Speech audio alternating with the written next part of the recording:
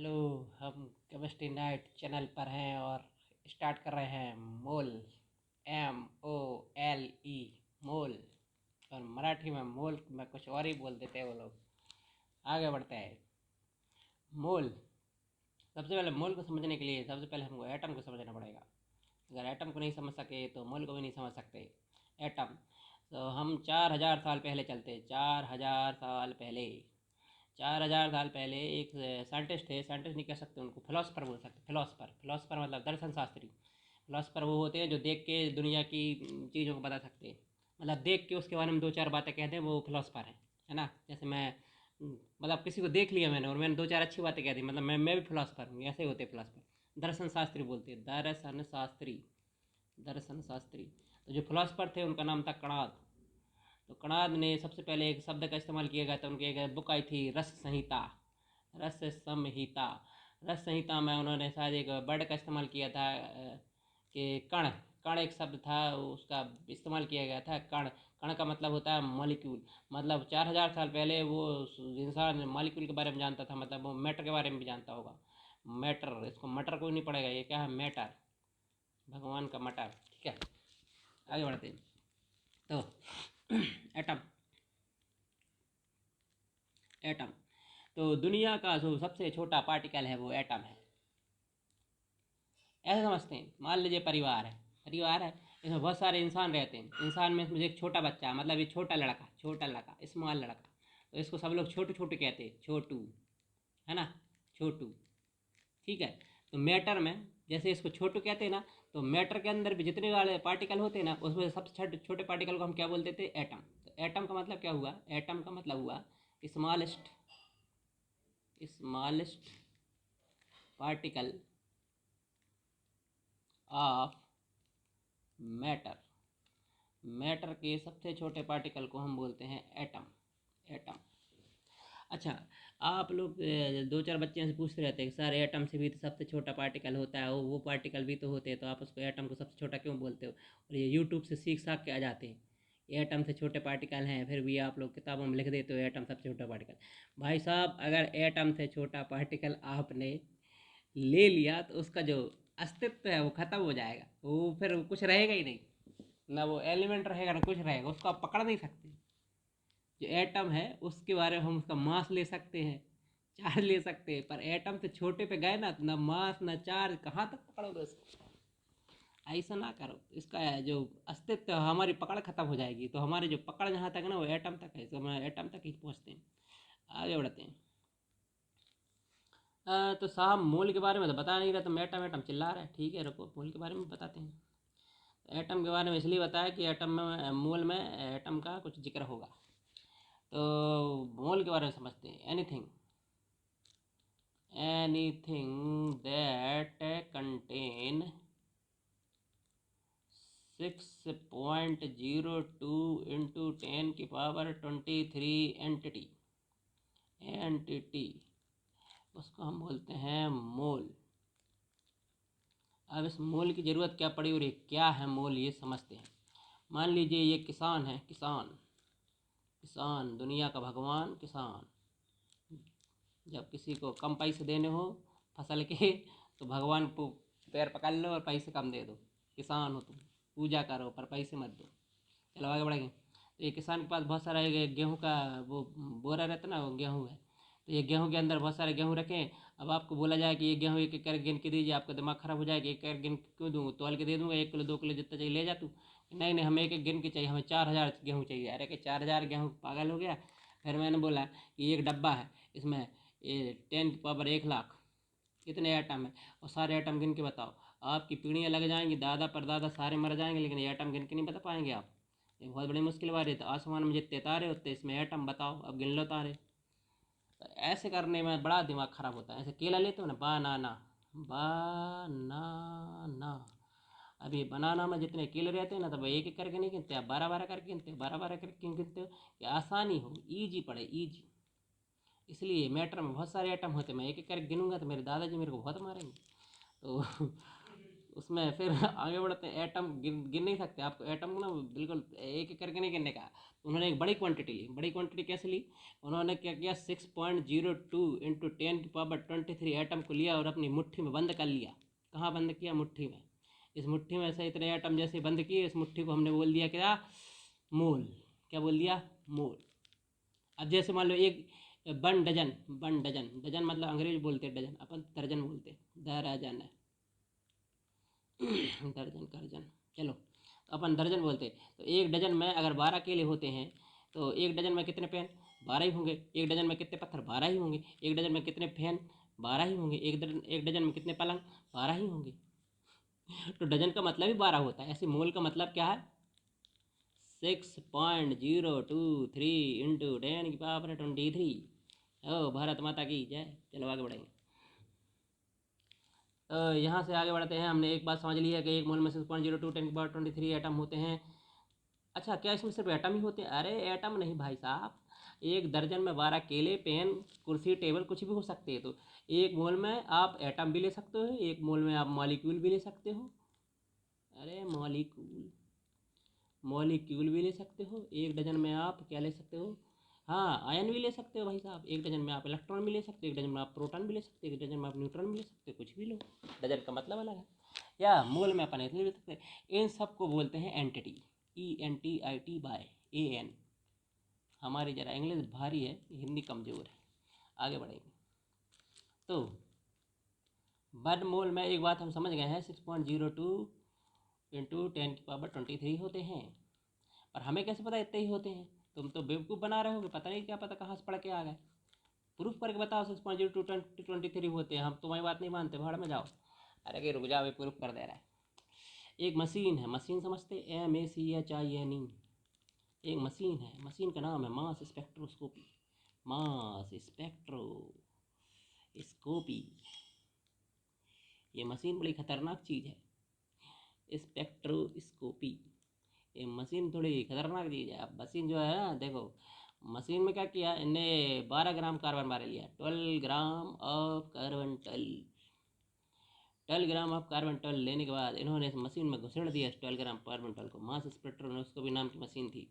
इसने कार्बन का एक एटम, कार्बन के एक एटम, 1 एटम, कार्बन के एक एटम का वजन गिन के दिया, वेट निकाल के दिया। भगवान कसम, ये मशीन में जो किया ना, बहुत कमाल का काम किया। एक एटम का वजन निकाल के दिया, 1.99 इंटू 10⁻23। बोलो भारत माता की जय। चलो हो गया, निकल गया। अरे कहीं ये तो बेवकूफ़ बना रहे तुम, ये तो एक एटम का वजन निकला। हम तुम मतलब ये 6.02 10⁻23 कहाँ से आ गया? कि चलो वो भी दिखा देते हैं। अब हम एक बात समझ गए हैं, यहाँ देखते हैं। एक बात हम समझ गए हैं कि इधर देखते, ये जो मास स्पेक्ट्रोस्कोपी है, स्पेक्ट्रोस्कोपी, ये मास स्पेक्ट्रोस्कोपी है, इसने क्या कहा कि 1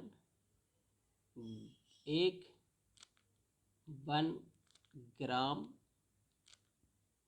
कार्बन, या ऐसा समझ लीजिए, ऐसा समझिए, 1 एटम ऑफ कार्बन, कार्बन का जो एक एटम है उसका वेट उन्होंने बताया 1.99 इंटू 10⁻23 ग्राम।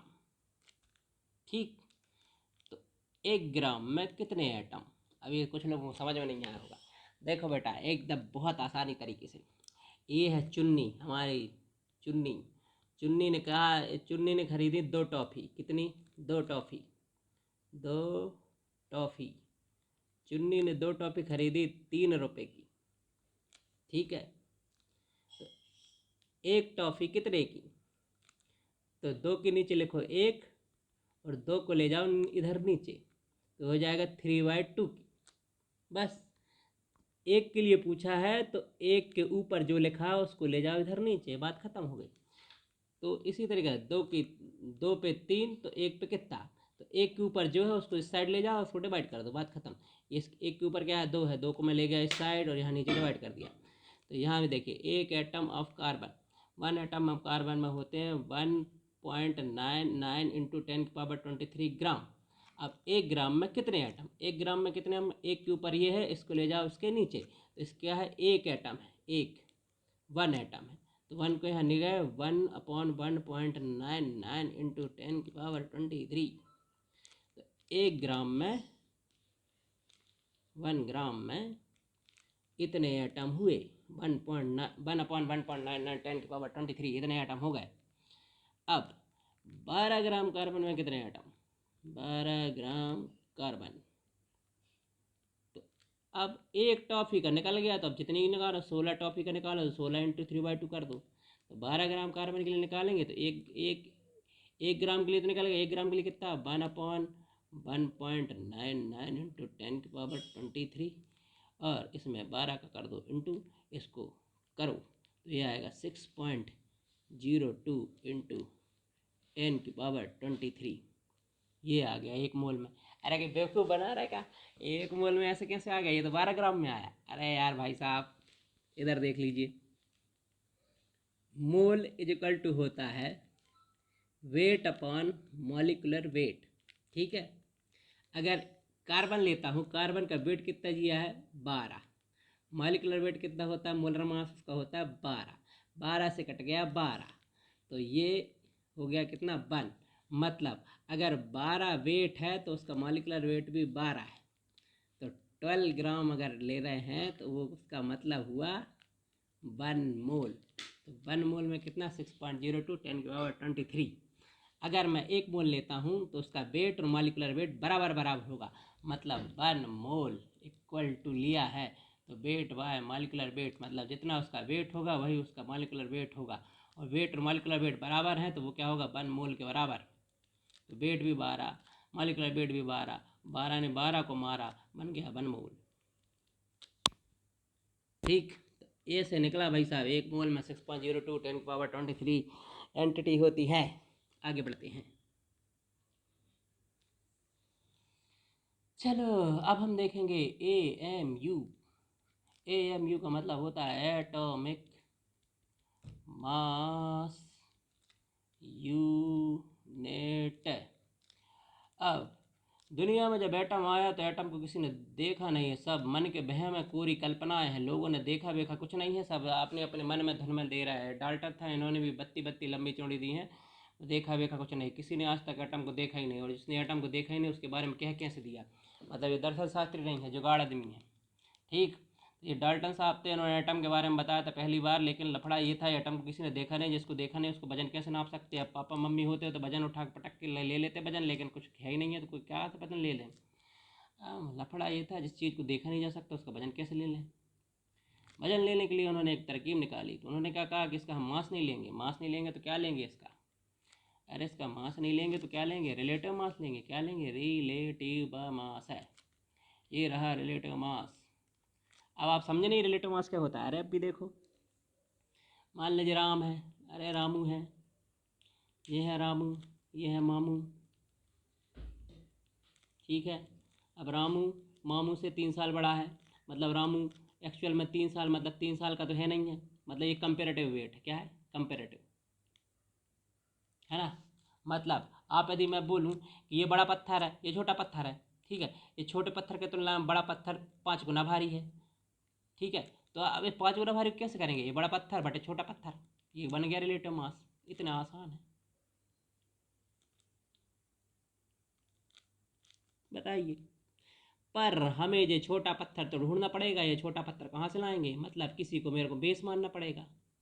जैसे ये कहते हैं ना, रामू के कंपैरिजन में मामू तीन साल बड़ा है, रामू के कंपैरिजन में सीता 4 साल बड़ी है, रामू के कंपैरिजन में हरीलाल 5 साल बड़ा है।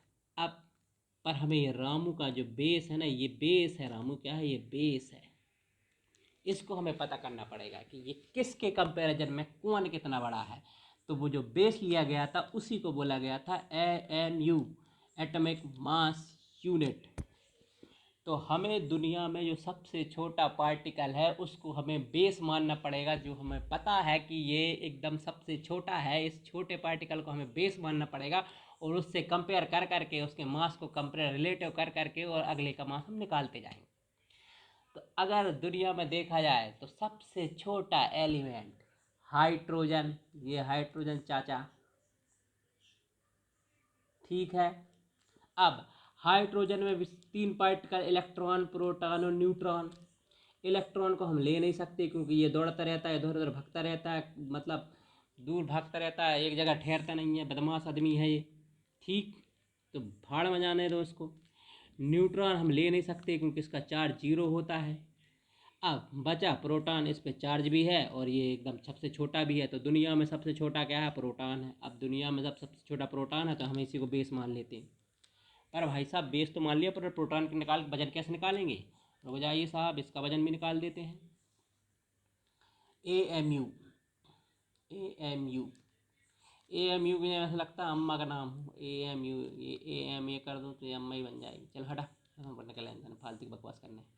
चलो, तो AMU का मतलब होता है एटॉमिक मास यूनिट। इसका मतलब 1/12 part of 1 atom of carbon 12, इसी को बोला गया था AMU।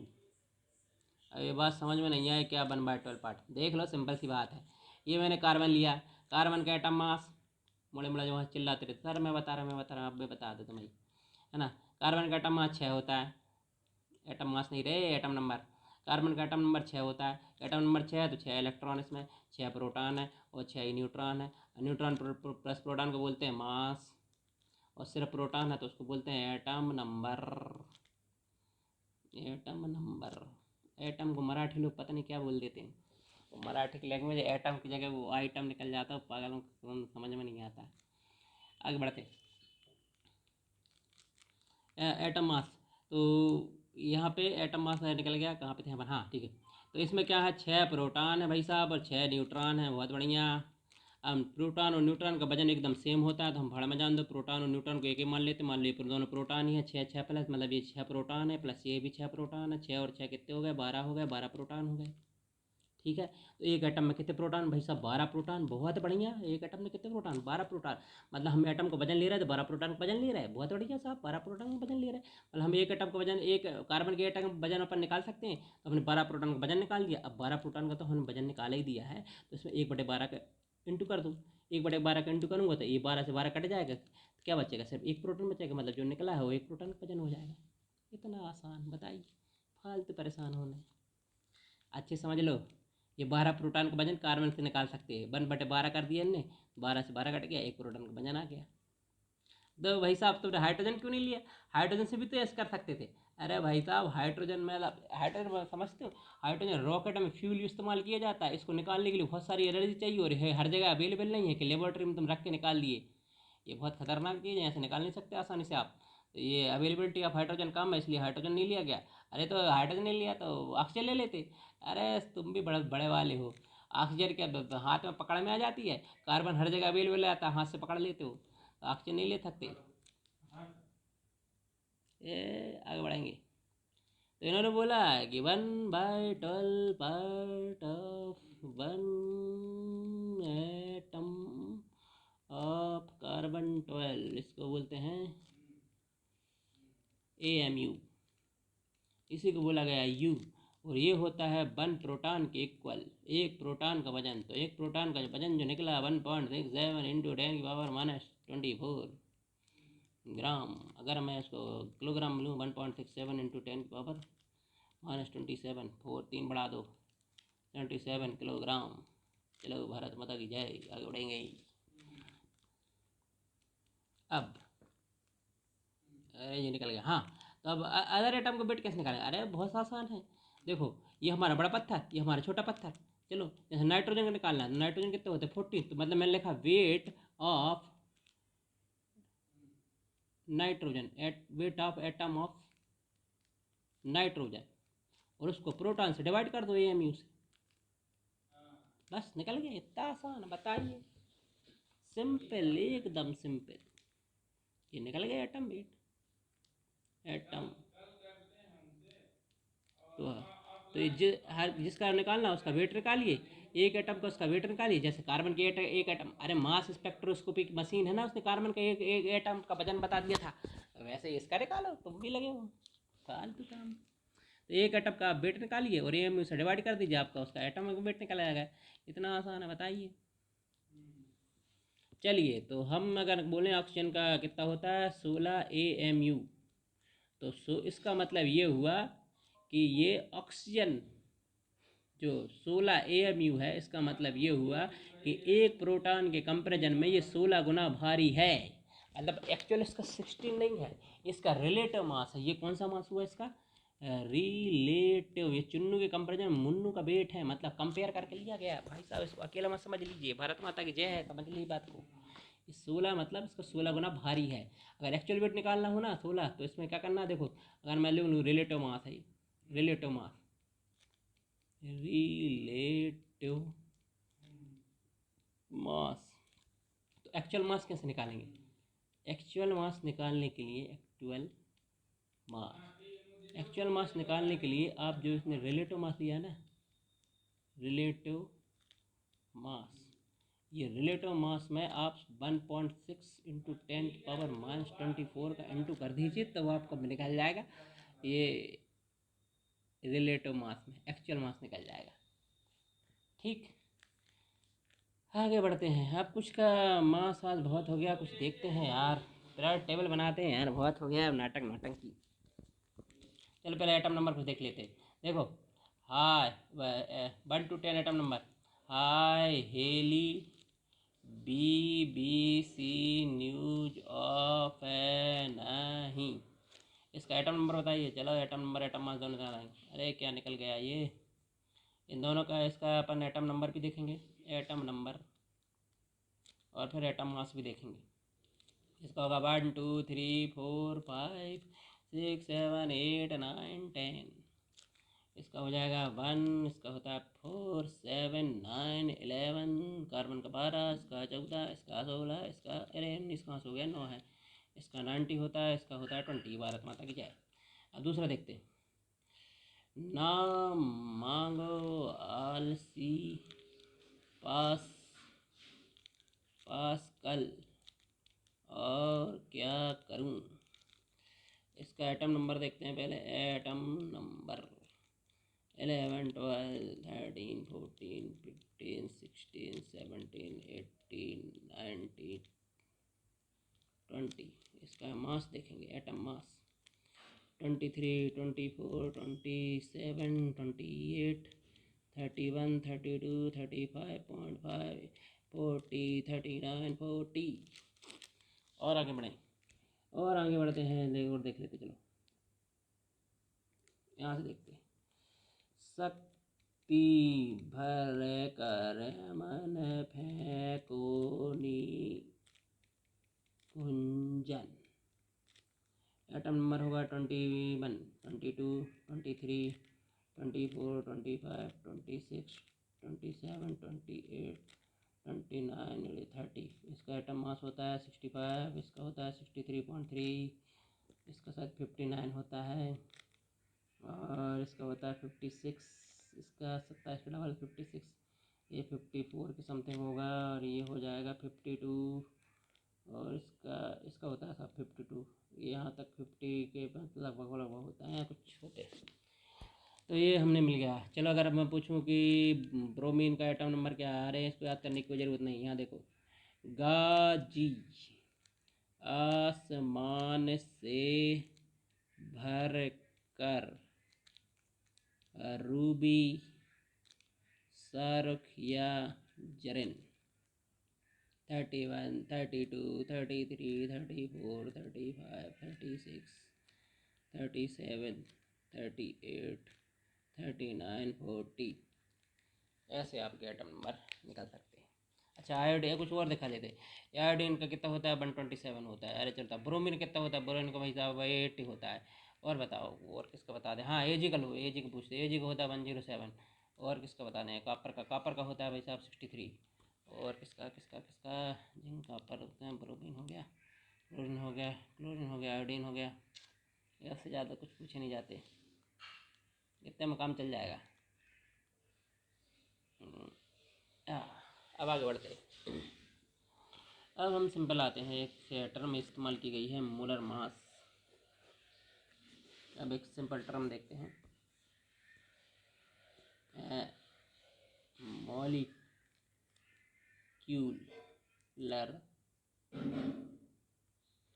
मास। अब मान लो आपसे पूछा जाए ये है क्या है, ये क्या है और ये क्या है, तो ये भाई साहब एटम है क्योंकि ये अकेला है।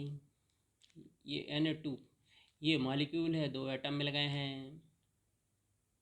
ये क्या है, ये कंपाउंड है क्योंकि डिफरेंट टाइप ऑफ एटम मिल गए हैं।